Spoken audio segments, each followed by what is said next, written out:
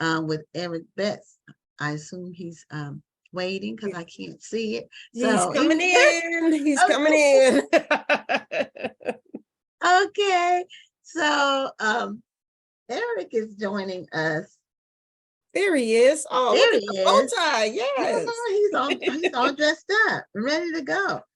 He has a book called Good Cop, Bad Cop, and it's a sociological and theological study of the Black Muslims and the Black church, which I thought that was a very interesting topic. And he's joining us from Florence, Alabama. Is that correct? Yes, I am. Thank you so much. I'm so happy to be on here with you all. Okay. And we're happy to have you. Thank you so much. And you're also a pastor, so you do a lot. You have a PhD Yes. in Black political theology. And did you get your PhD before you became a pastor or while you were pastoring? I received my PhD while I was pastoring. My first PhD I received in 2016. I wasn't pastoring at that particular time, but I was teaching at a university. And the most recent PhD that I have in Black political theology, I finished that.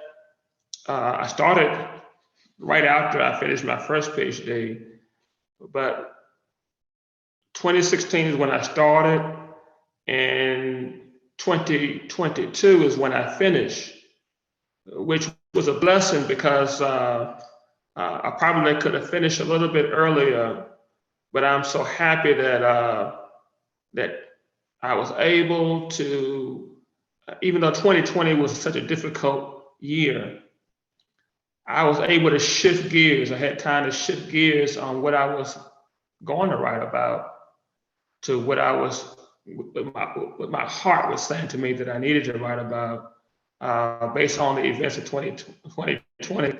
So my dissertation shifted. I was about to write about leadership and conflict management. But when 2020 rolled around and all of the events that happened with George Floyd, with Ahmaud Arbery, with Breonna Taylor, the Palestinian conflict, the conflict between the police and protesters, totally shifted my what was on my heart at that particular time. And so I had the time to shift a little bit and take what I was writing about before and what was going on in 2020 to complete my PhD dissertation. Yeah, 2020, and well, that year's it was a year of reflection. Yeah. But yeah, because of COVID and 2021 too, to a lesser degree, because it was still around. But 2020, a lot of shifting occurred. Just a lot of books were written. There have been so many people on our show over the 3 years that we've had the show that wrote a book during COVID. So I do too. So it was when you're locked down, you have some time to reflect and just. Well, you know, even though you have time to reflect, I still bow down to anybody who puts themselves through the misery of 2 PhD programs. Yeah, I didn't do that. I did my doctorate. I finished my doctorate in 2016 as well. And I said, I don't want to see the inside of a classroom, whether it's virtual or in person. I was exhausted. I can imagine. But congratulations, though. I think that's awesome. Yeah, and my dad was a pastor. He's deceased now, but he got his PhD while pastoring, and he got his PhD at Howard. And he and three of his friends drove from Newport News to DC every week for I think 3 years, and they all got their PhDs at the same time. So that's it. But he had an honorary doctorate, but he wanted to earn one. So Amazing, Yeah, so amazing. he did Tell that. you. He was very excited. It was Well, very educational here. well, So tell us you about teach the. too, right? I was just about to ask about the Yeah. good cop, bad cop. Okay. Well, I just thought it was interesting because you're a pastor. Are you a Yeah. pastor at what type of church? I pastor the Macedonia Baptist Church in Corinth, Mississippi. Okay, I so live that's in why I thought it Florence, was interesting. Alabama. I'm sorry. It's right on the border. It's right Oh, on the okay. border of Alabama and Mississippi. Okay. Okay, Yeah. so that's why I thought it was interesting that you wrote about the Black Muslims and the Black church. I guess it's the relationship between the two.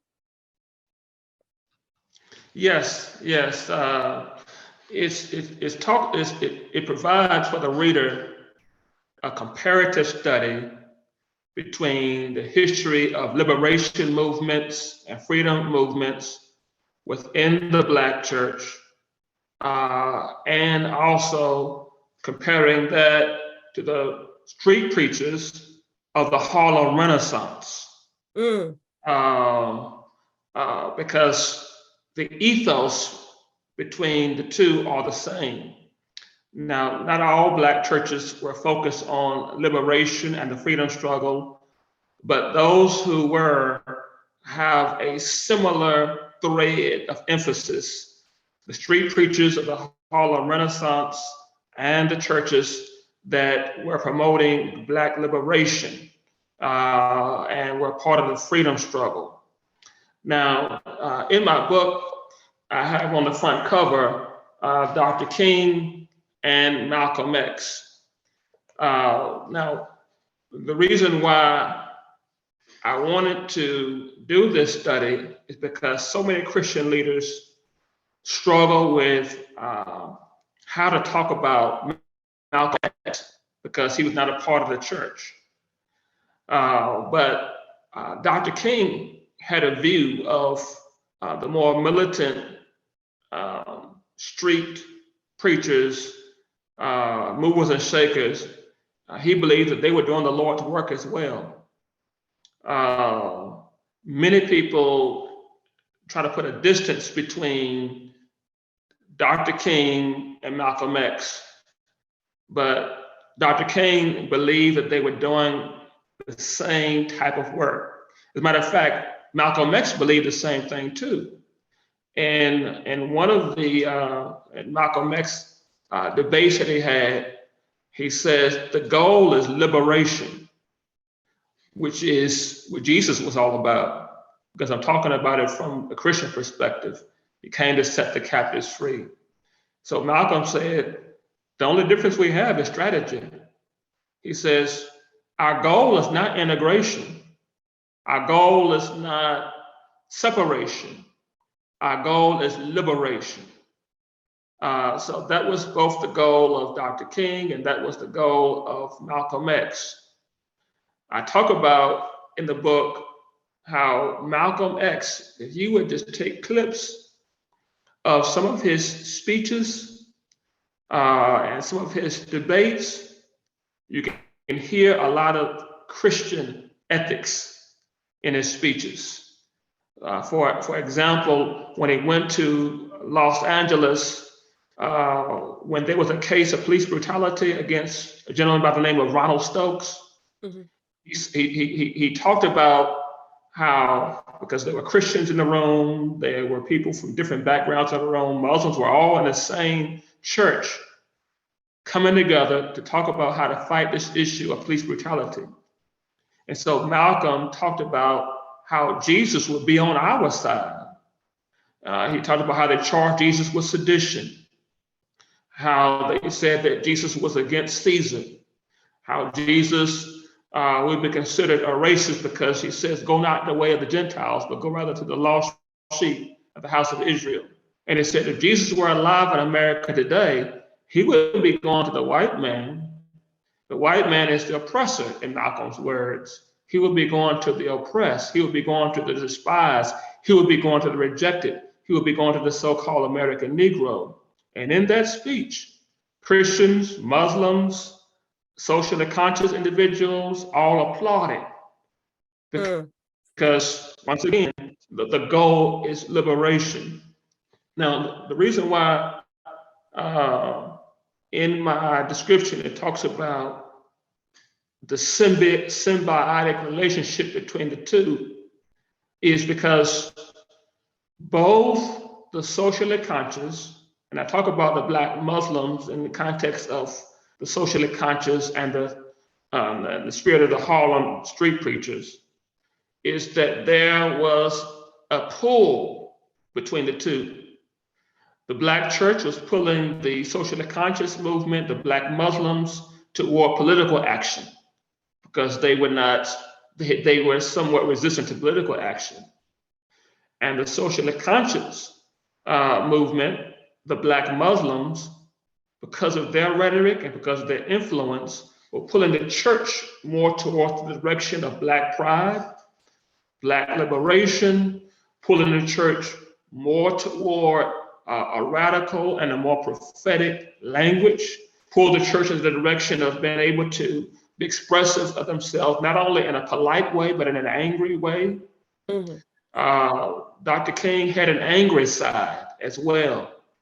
The difference between Dr. King and Malcolm X is that Malcolm X spent a lot of time in jail.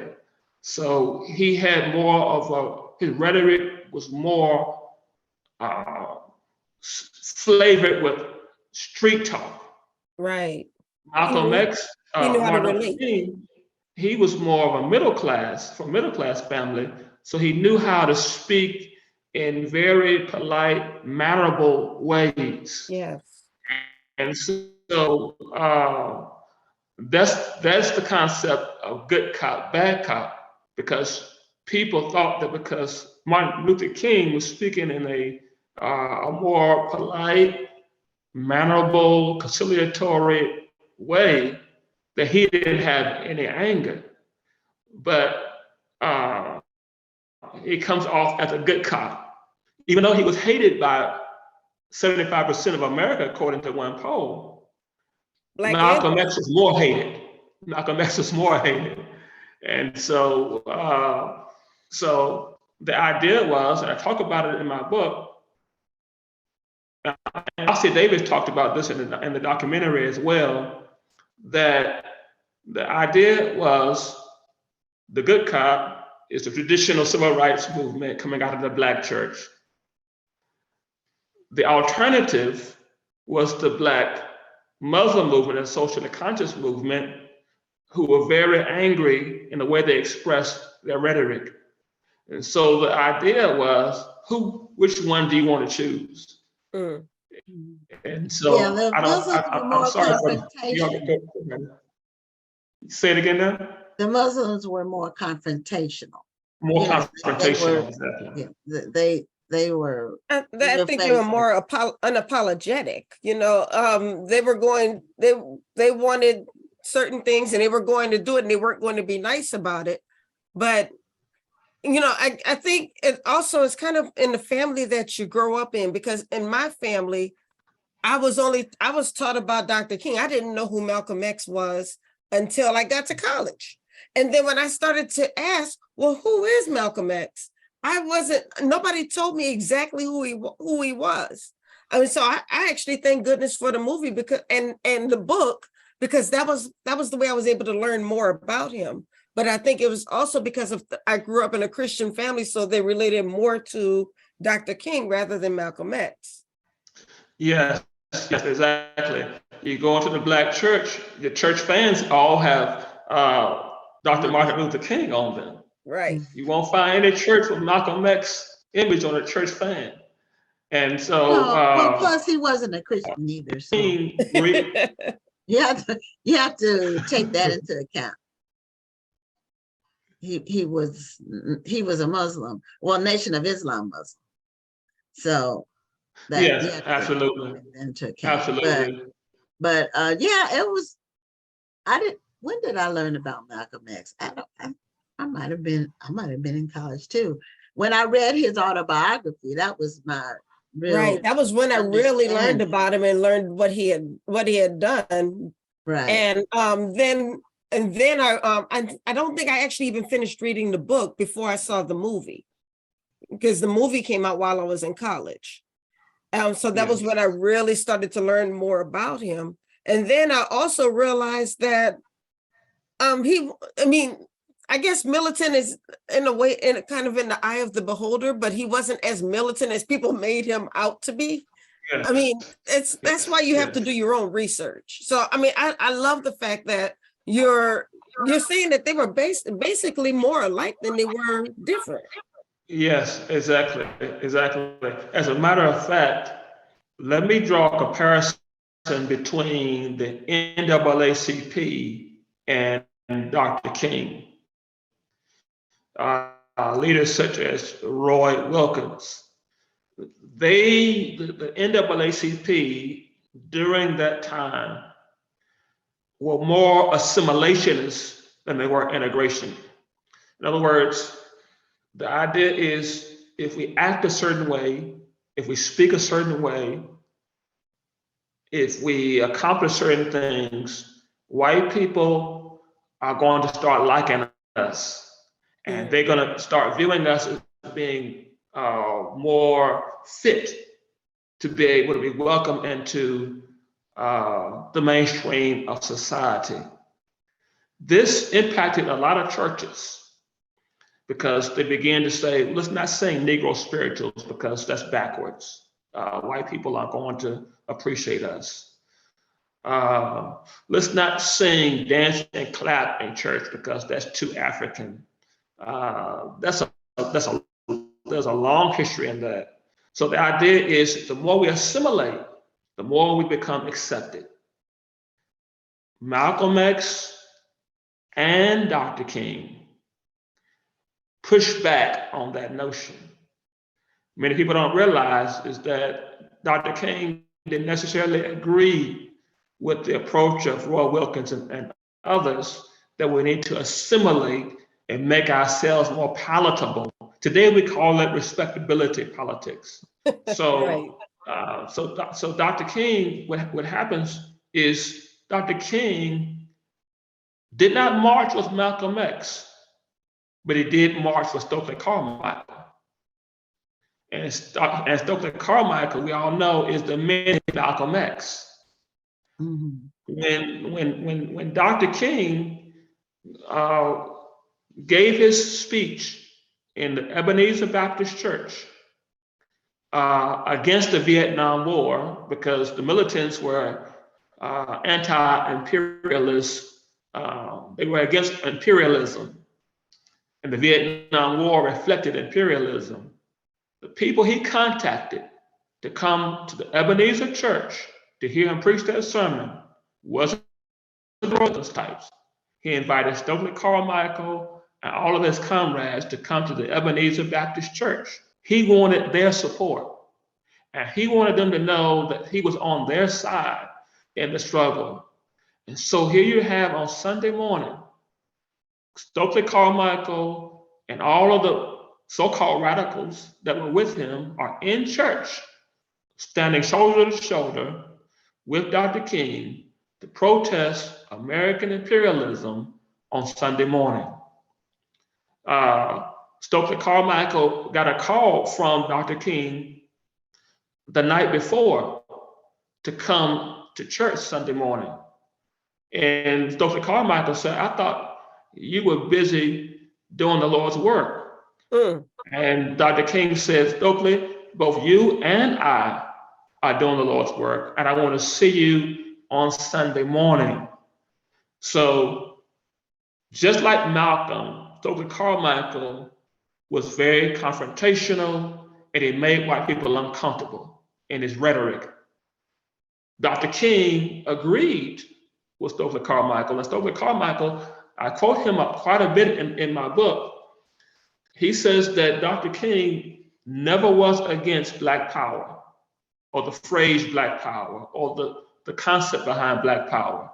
His only reservation was that the phrase could be misinterpreted, and that white people would be able to put whatever spin they wanted on that phrase. But Stokely Carmichael says on several occasions, Dr. King, when he reflects back, was with us when it came to Black power. Even when the NAACP and other Black leaders were against us, were writing against us, talking about how they're going to set us back, Dr. King was on our side. And so I talk about how the Black power movement and the traditional civil rights movement merged under Dr. King and Stokely Carmichael. And it would have been Malcolm had he not been assassinated in '65. Yeah, a couple of things that you mentioned about